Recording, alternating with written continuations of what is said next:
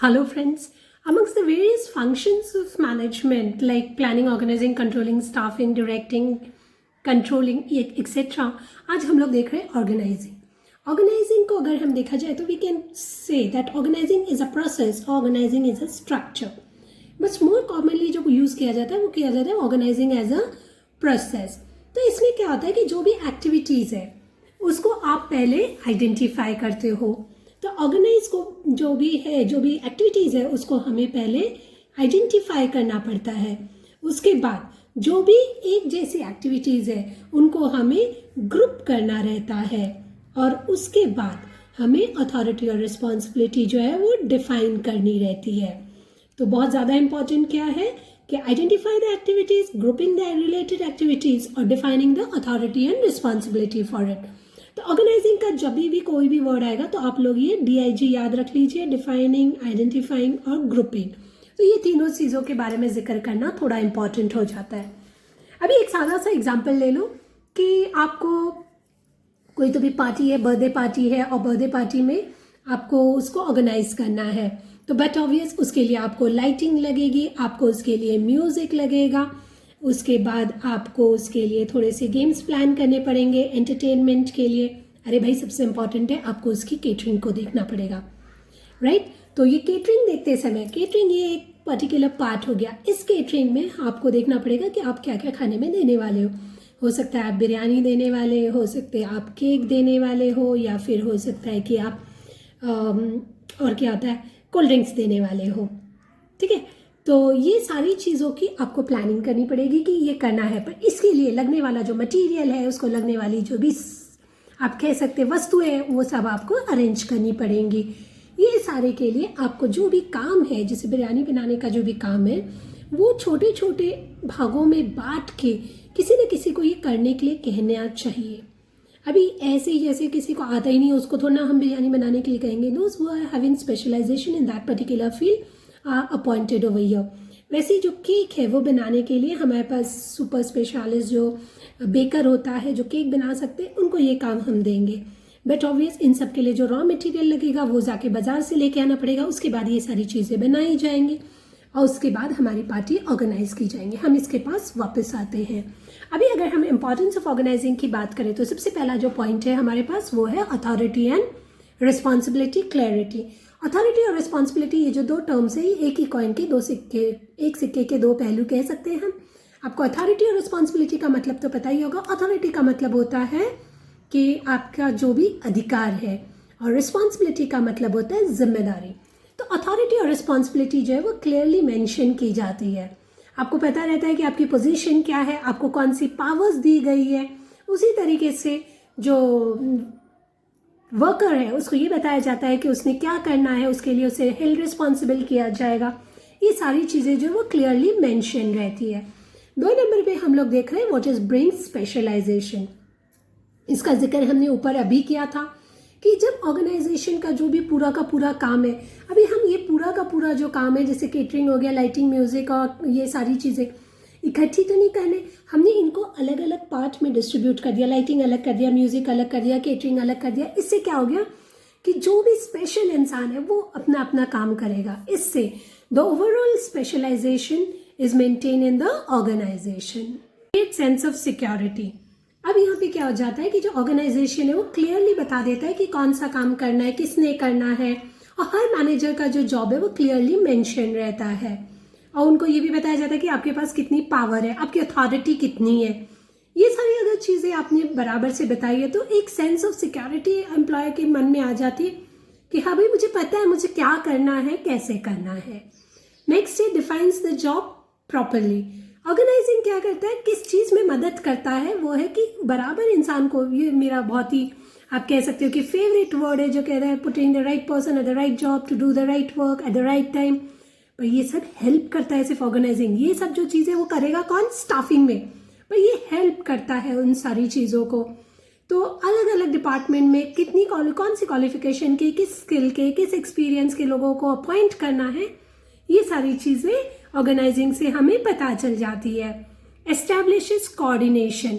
अब establishing coordination का मतलब क्या होता है? कोऑर्डिनेशन का मतलब है जैसे हमने ऊपर भी देखा था कि अगर ए जो है वो क्या उसको काम दिया गया है कि भाई आप बिरयानी बनाओ, बी को बोला गया है कि आप लाइटिंग का देख लो, सी को बोला गया है कि आप म्यूजिक वगैरह देख लो।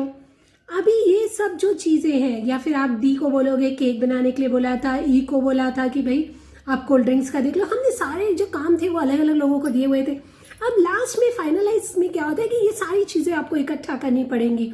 उसी के साथ यहाँ पे जो कुछ भी काम डुप्लीकेट हो रहा था उसको आपने कट आउट करना था। देखो यहाँ पे आपने काम तो सबको बांट दिए थे कि ये करना है, लेकिन उसी के साथ आपको पता था कि इसको भी मार्केट से कुछ काम है, इसको भी मार्केट में जाना है, सबको मार्केट का कुछ ना कुछ काम है।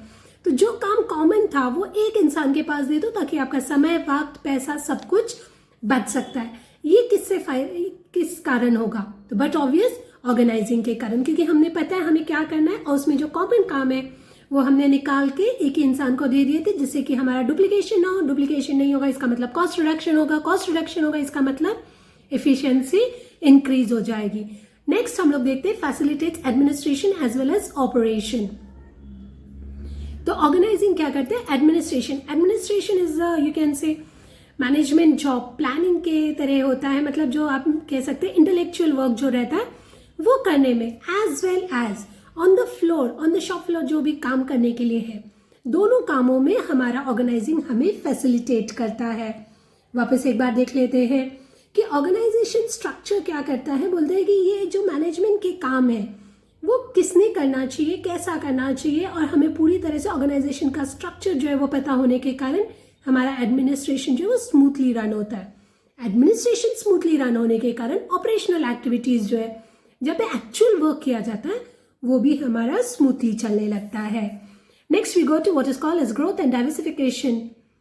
प्रमोट करता है ऑर्गेनाइजिंग। अब ग्रोथ एंड डाइवर्सिफिकेशन, ग्रोथ का मतलब होता है उसी फील्ड में बढ़त लेना, डाइवर्सिफिकेशन का मतलब होता है एक से ज्यादा फील्ड में ग्रोथ करना, that is called as diversification. एक एग्जांपल लेके बताते हैं कि अगर हमारे पास कोलगेट की बात करें तो कोलगेट क्या कर रहा है, उसकी ग्रोथ कैसे होगी, तो वो कोलगेट पेस्ट जो है वही मैन्युफैक्चर कर रहा है। हो सकता है पहले 100 कर रहा हो, अभी 1000 कर ले, तो ये ग्रोथ हो जाती है। उसी फील्ड में जब हम कोई भी चीज़ ज़्यादा से ज़्यादा करने की कोशिश करते हैं उसे ग्रोथ कहा जाता है। लेकिन डाइवर्सिफिकेशन का मतलब कैसे होता है कि अगर कोलगेट पेस्ट बनाई जाती थी, लेकिन अभी हम पेस्ट के साथ साथ कोलगेट की पाउडर भी बनाते हैं, कोलगेट का ब्रश भी बनाते हैं, या कोलगेट का कुछ और आप डेंटल एक्सेसरीज जो भी है वो बनाना शुरू करते हैं, तो प्रोडक्ट जब दूसरा लेते हैं उसे डाइवर्सिफिकेशन कहते हैं। ये सब कैसे फैसिलिटेट होगा? तो ये ऑर्गेनाइजिंग क्या करता है कि आपने बराबर से जो राइट पर्सन है उसको बराबर से काम दिया हुआ है, आपने वर्क को प्रॉपरली बांटा हुआ है, आपने काम को अच्छे से आइडेंटिफाई किया हुआ है। ये सब क्या करेगा? कॉस्ट रिडक्शन करेगा। और अगर कॉस्ट रिडक्शन कर रहा है तो but obviously it will increase the efficiency, और वो हमारे ग्रोथ एंड डाइवर्सिफिकेशन को हेल्प करेगा। Next is helps in effective administration. अब इफेक्टिव एडमिनिस्ट्रेशन, अगर हम इफेक्टिव एडमिनिस्ट्रेशन की बात करें तो यहाँ पे क्या होता है कि ऑर्गेनाइजेशनल स्ट्रक्चर जो है वो डिफाइन करता है कि राइट जॉब कौन सा है और द राइट इंडिविजुअल कौन सा होना चाहिए। हर एक एम्प्लॉय का जो रोल है ऑर्गेनाइजेशन में वो भी बराबर से डिफाइन किया हुआ रहता है, और इससे क्या होगा, जो काम है वो बराबर से बांटा जाता है, स्पेशलाइजेशन रहती है, और इसका एज अ रिजल्ट एडमिनिस्ट्रेशन जो है वो ज़्यादा इफेक्टिव हो जाता है। स्कोप फॉर इनोवेशन में आपने काम तो बांट दिया था हर एक इंडिविजुअल को, भाई आपको इतना करना है ये, या फिर हम कह सकते हैं एक डिपार्टमेंट को हम लोग बोल देते हैं, जैसे लाइटिंग का डिपार्टमेंट था उसको बोला बेटा आपको ये लाइटिंग का पूरा काम करना है। दूसरा जो डिपार्टमेंट था उसको बोल दिया कि आपने ये सारा केटरिंग का देखना है, और तीसरा जो डिपार्टमेंट है उसको हमने बोल दिया सपोज कि आपको जो ब्रेवरेजेस है, जो कोल्ड ड्रिंक्स है, वो सब आपको देखनी है। तो अब इसमें क्या हो जाता है कि आपने काम जो है वो बांट के दे दिया कि भाई ये कर लो, ये कर लो, ये कर लो। अब ये काम कैसे करना है वो हमने इन डिपार्टमेंट्स पे छोड़ दिया था। अब ये डिपार्टमेंट खुद से, खुद की सोच, खुद की समझ, खुद की इनोवेशन, खुद की क्रिएटिविटी डाल के अलग अलग तरीके से काम करने की कोशिश करेंगे ताकि उनको बेस्ट आउटपुट दे सके। इससे अल्टीमेटली क्या होगा कि हमारा ऑर्गेनाइजेशनल गोल जो है वो अचीव हो जाएगा और company will go in profits. Next we go to optimum utilisation of resources. जो भी रिसोर्सेज है, man, machine, material, money, man power, जो भी है, वो सारे के सारे रिसोर्सेज का ज़्यादा से ज़्यादा यूटिलाइजेशन होता है। ऑप्टिमम यूटिलाइजेशन को आप कह सकते हैं कि ज़्यादा से ज़्यादा यूटिलाइजेशन, ये इंपॉर्टेंट वो टर्म नहीं है। ऑप्टिमम यूटिलाइजेशन का मतलब होता है best utilisation, maximum output with minimum cost. तो ऑप्टिमम यूटिलाइजेशन ऑफ रिसोर्सेस आप अगर देते हो तो इसका मतलब, इसका अर्थ ये हो जाएगा कि आप ऑर्गेनाइजेशन की वेलफेयर या ऑर्गेनाइजेशन की जो गोल अचीविंग है उसमें हेल्प कर रहे हो। तो ये सारे हमने देख लिए इंपॉर्टेंस ऑफ ऑर्गेनाइजिंग। ऑर्गेनाइजिंग का मतलब होता है एक तरीके से हर एक चीज़ को बराबर से रखना। अगर मैंने आपको कह दिया कि हमारे जो 26 अल्फ़ाबेट्स है उनको मैंने कैसे भी लिख दिया है, जैसे ये आप इसको लर्न कर लो, ये बहुत ज़्यादा आपको डिफ़िकल्ट हो जाएगा। ये तो मैं कुछ भी लिख के दे रही हूँ आपको, तो ये सारा आपको लर्न करना बहुत ज़्यादा डिफ़िकल्ट हो जाएगा। लेकिन अगर मैं इसको आइडेंटिफाई करती हूँ कि मुझे अल्फ़ाबेट्स लिखने हैं, वो भी सीक्वेंशियल ऑर्डर में, तो मैं आपको बोलूँगी कि बेटा आप ABCDEFGH उस तरीके से लिख लो, तो आपको ज़्यादा ईजी हो जाएगा, याद करने के लिए भी ईजी हो जाएगा। तो मैंने आपका जो भी काम था उसको एक पर्टिकुलरली पहले आइडेंटिफाई किया, उसके बाद रिलेटेड जो था जिसे मुझे ग्रुप करना था वैसे मैंने उसको ग्रुप किया। इससे जो है वो आपका ऑर्गेनाइजिंग ईजी हो जाएगा। आपको लगेगा मैं क्या बोल रही हूँ, बट ऑब्वियस ध्यान से देखिए, ये जो इंपॉर्टेंस ऑफ ऑर्गेनाइजिंग है उसके पॉइंट्स लर्न करने के लिए हमने रखा हुआ है ABCDEFGH। ठीक है, आप बोलोगे इसके आगे का मुझे आता है, ठीक है हम यहीं पे रुक जाते हैं, GHSO। So we learn the importance of organising. अगर आपको कोड देखना है तो इसका कोड हो जाएगा ABCDEFGH, and that's why it is so we go to do the importance of organising. ये समझ में आ गया? ये जो है ये मैंने कोड बनाया है जिससे कि आपको ये 10 के 10 पॉइंट ईजिली याद हो जाएंगे। ABCDEFGH, so we have to learn the importance of organising. ये अगर पॉइंट्स याद हो जाते तो आपको 10 के 10 एग्जाम में आप लिख पाओगे। एक्सप्लेनेशन जो है वो आपको खुद को देना पड़ेगा, कम से कम पॉइंट्स याद हो जाएंगे और इससे आपका पेपर अच्छे से जाएगा, आपको मार्क्स अच्छे मिलेंगे।